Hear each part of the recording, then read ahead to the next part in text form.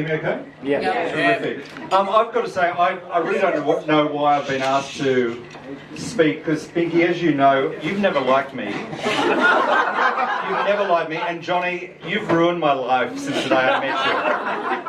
So I don't know why they asked me to speak. But it's interesting, with some people you do remember the very, very first time you met them, and in the case of John and Binky, I remember it was May 1987, backstage at Chicago, and we were in the backstage area, and Francesca brought you up and introduced you, and I had no idea of the impact and the influence you would have on my life over the past 31 years, and I thank you both very much for that.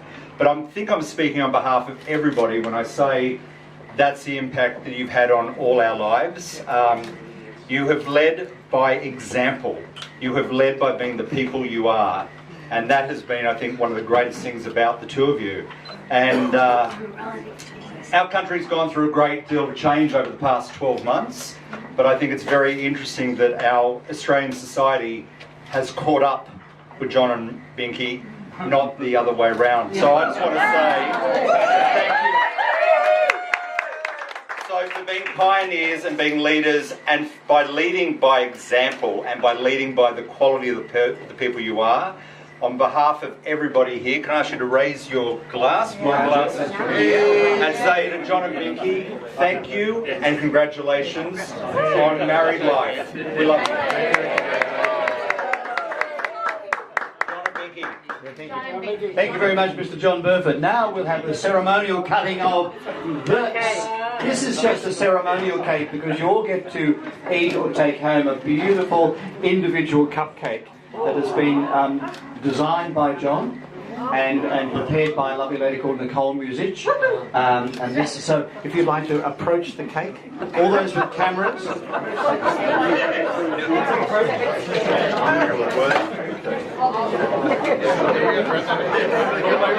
Just one each side.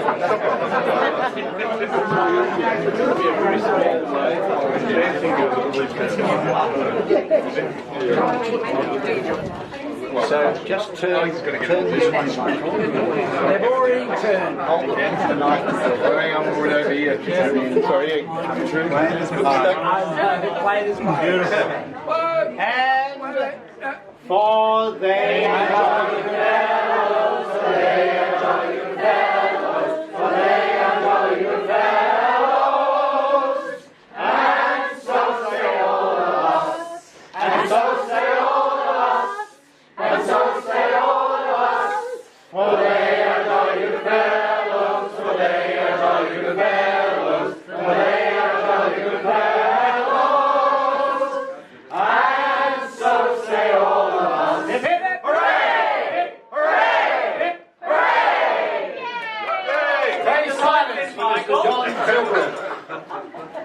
Thank you.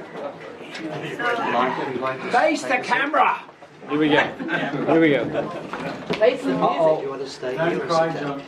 Another speech. I won't cry. And I have to have notes because dementia's creeping up.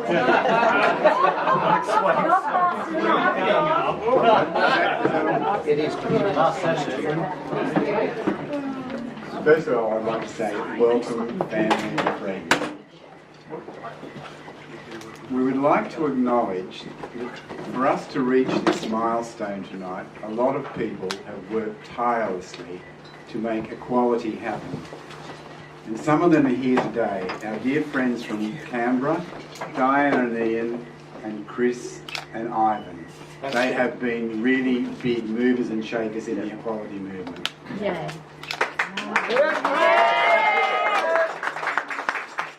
And we would also like to thank our friends who have travelled some distance to be here, and you all know who you are. You've arrived, and it's wonderful. Our thanks also to my brother Peter and to Robert Lindsay for being our witnesses, and John Burford for that. I think it was a good toast. And to our darling Jan Oxenbould for the wonderful marriage. To the amazing Alexandra Muir and her mother Francesca for the beautiful handwritten invitations that you all received. And for the inspirational reading from Captain Corelli's Mandolin.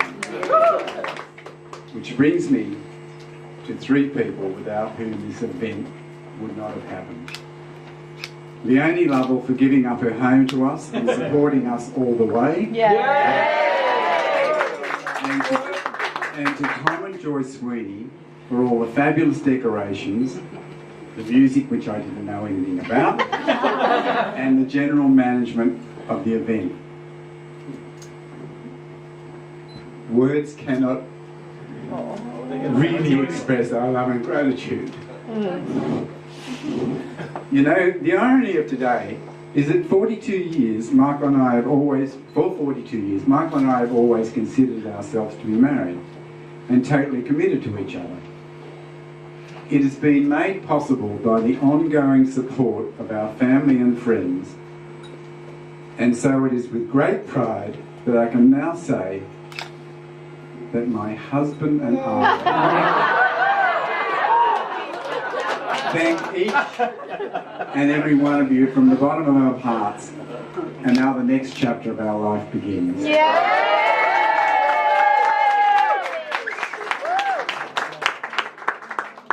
Well, we can say thank you. Now, just continue to eat because there's a little bit more to eat, and bring out the cupcakes for you to eat if you wish, or to take home if you wish, and put under your pillow. Which will make the pillow friggin' messy. It's all I can say.